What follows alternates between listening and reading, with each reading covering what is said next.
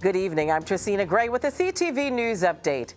Today is the day the masks come off from Prince George's County.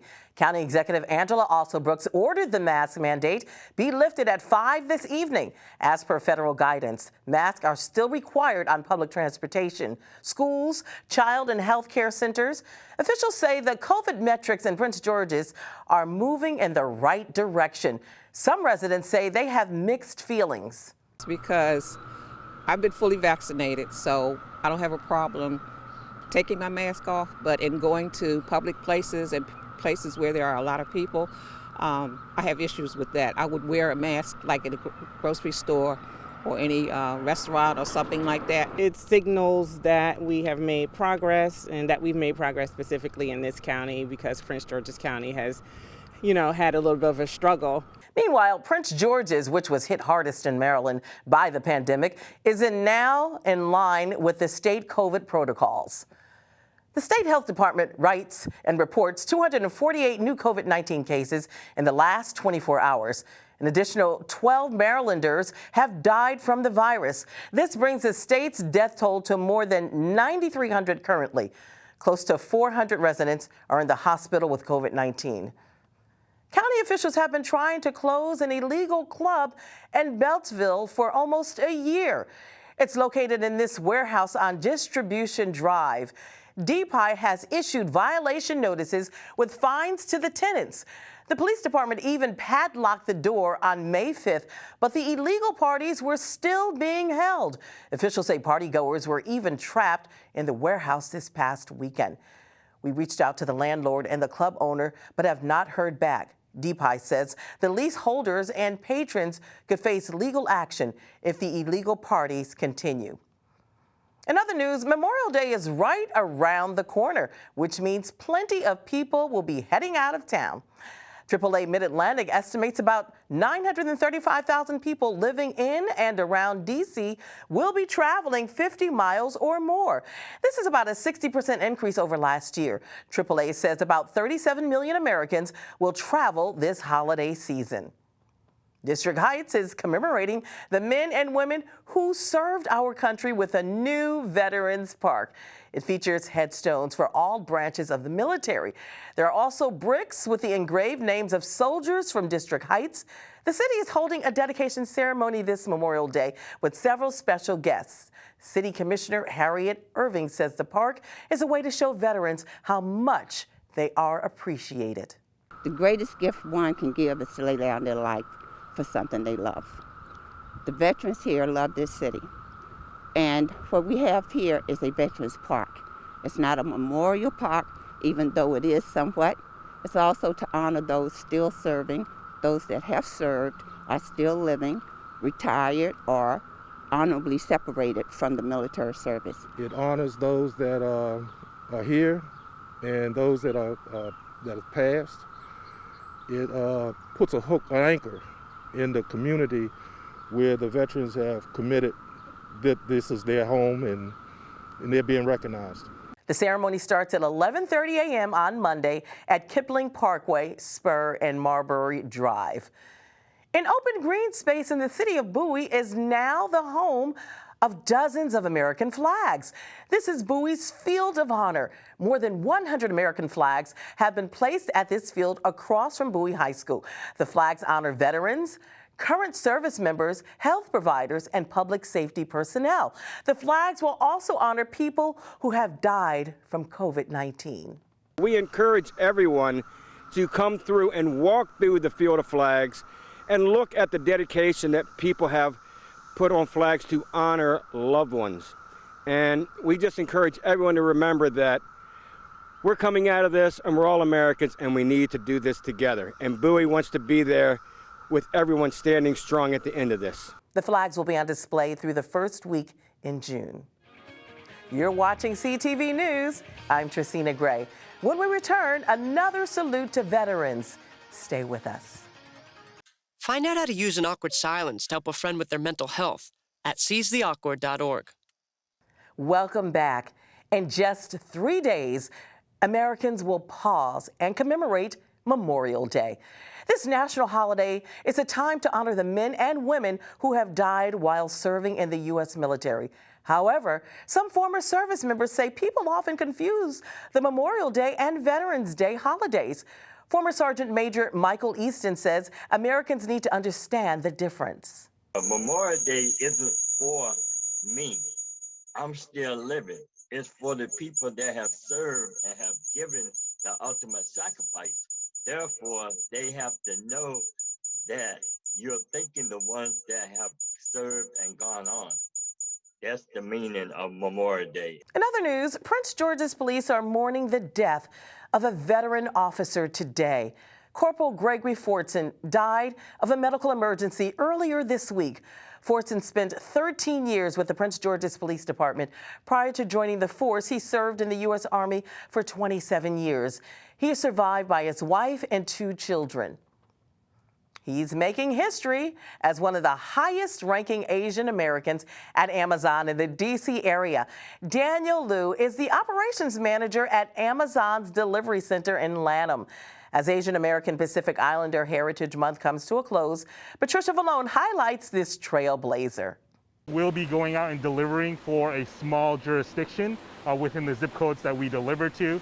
He's in charge of a massive Amazon delivery facility in Lanham. 40-year-old Daniel Liu is one of the highest-ranking Asian American operation leaders within Amazon's D.C. area hub. Essentially, we are the last mile team. So we are the front-facing team that delivers to our customers directly. So our job is to receive the product or the shipments that are created from our fulfillment centers, as well as our sort centers, and make sure they're sorted properly and delivered to the customer in a timely fashion.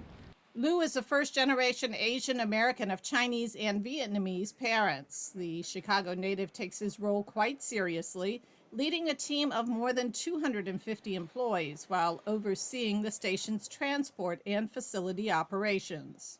As a mentor and as a leader to represent a certain group of people, I pride myself on that, and I look forward to supporting and leading by example for the group. Here you'll see our COVID area specifically. This room is dedicated to our team's safety from first aid treatment if needed. And then we have COVID testing over here. Working as operations manager during the pandemic has posed significant challenges. Daily operations include temperature checks, COVID testing, vaccinations, and even health classes. I think they're finishing up. Within the next 10 minutes, you'll see them depart. Despite COVID, Liu says the facility and its drivers put safety first and work like a well-oiled machine.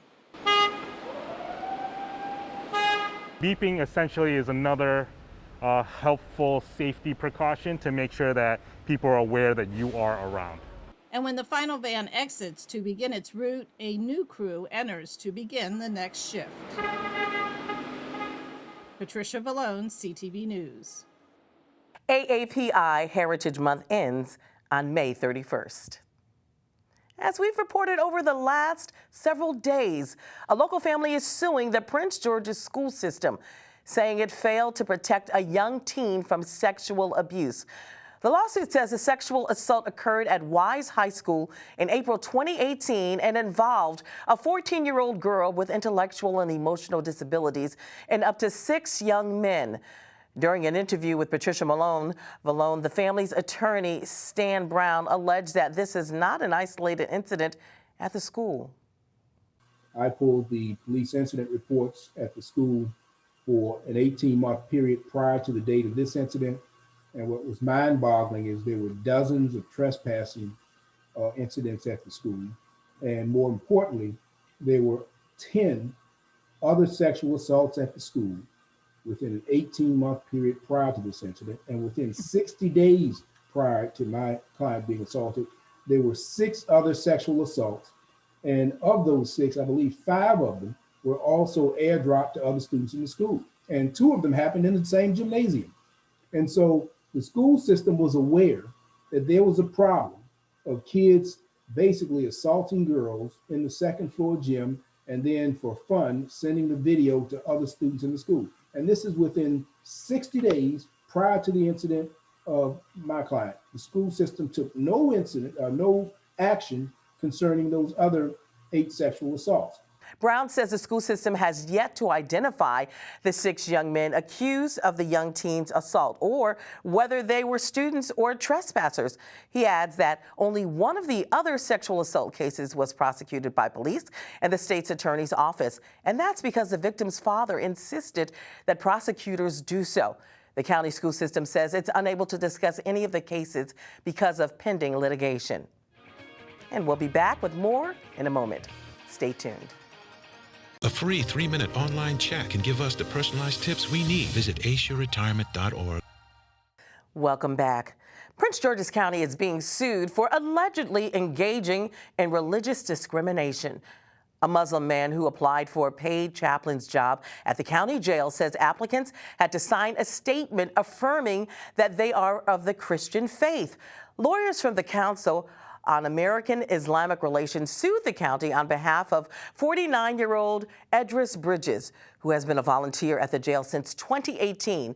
Prison Ministry of America, which is also named as a defendant in the suit, has a contract with the county to provide religious services to inmates. Now, the lawsuit says that kind of religious test is illegal under the Constitution, which prohibits the government from establishing a state religion. In other news, the man convicted of killing a Montgomery County police officer in a drunk driving incident is being released from prison 5 years early for good behavior. It was December 2015 when Louis Rolesko struck and killed Officer Noah Leota along Rockville Pike while Leota was assigned to a holiday task force targeting drunk drivers. Rolesko was sentenced to 10 years behind bars. His release cuts his sentence in half. In 2016, Governor Larry Hogan signed Noah's Law, which mandates the use of ignition interlocks for convicted drunk drivers in Maryland. As the county loosens COVID restrictions, officials announced plans to make sure young people are busy and engaged this summer.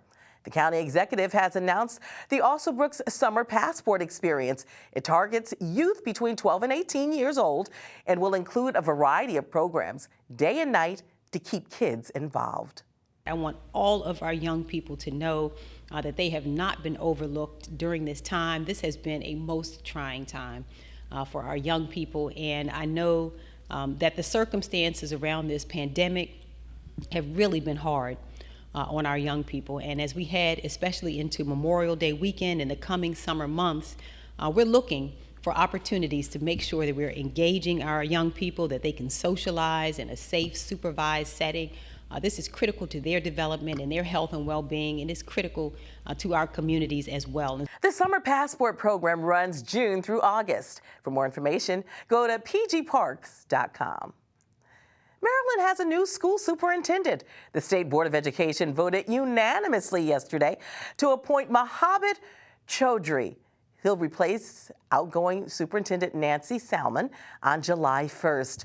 A former teacher and administrator, Chaudhry comes to Maryland from San Antonio, Texas.